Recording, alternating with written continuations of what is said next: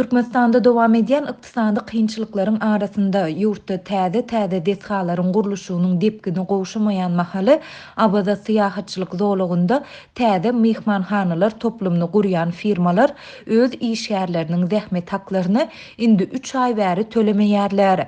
Biz zähmet haklarymyzy mart aýyndan bäri alyp bilmeýäris. Iki firmanyň ýol başçylary bizi ýalan wadalar bilen işledýär.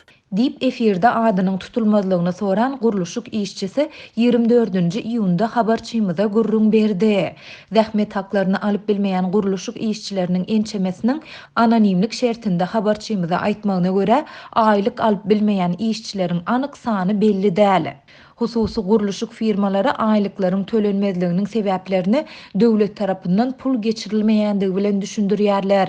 Ýurtda iş tapmagyň gaty kyndygy sebäpli hemmeler alaşsyz işläp ýör diýip ýene bir işçi aýtdy.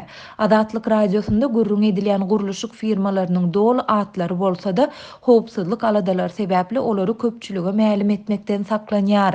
Redaksiýamyz firmalar bilen habarlaşyp kommentariýa hem alyp bilmedi. Habarçymyzyň maglumatlaryna görä bu firmalar we olaryň işçileri ilat arasynda awada iki diýilip atlandyrylýan täze mehmanhanalar toplumynyň gurulşygyny amala aşyrýarlar. Bu toplum Rowaç we başga-da ýüzlerçe kotejler toplumyny öz içine alýar.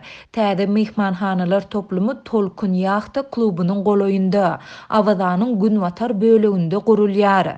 Resmi medeniýetiň 2018-nji ýylyň iýununda beren maglumatynda awazada deňziň kenarynda 1080 orunluk 63 tane täze kotej toplumyny gurmagyň meýilleşdirýändigi habar berildi. Şeýle-de onda toplumyň Türkmenistanyň senatçylar we telekeçiler birleşmesine girýän kärhanalaryň paýlary etasynda gurulýandygy hem aýdyldy.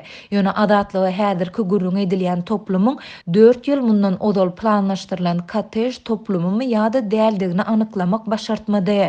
Şol bir wagtda habarçymyz toplumyň gurulşygyna girişleni bäri 4 sany gurulşyk firmanyň işçileriň zähmet haklaryny bermän, gurulşygy tamamlaman öz işlerini taşlap gidendigini hem aýtdy. Onuň sözlerine görä şol firmalar hem munyň sebäplerini döwlet tarapyndan özlerine pul geçirilmeýändigi bilen düşündirdiler. Gurulşyk işçileri toplumyň gurulşygyna başlan we häzirki wagtda dowam etdirýän firmalaryň prezidentiň ýakyn töweregine degişli adamlaryň eýetçiliginde digini aýdyp, adatça bu firmalaryň işçileriň aýlyklaryny öz wagtynda berendigini belleýärler.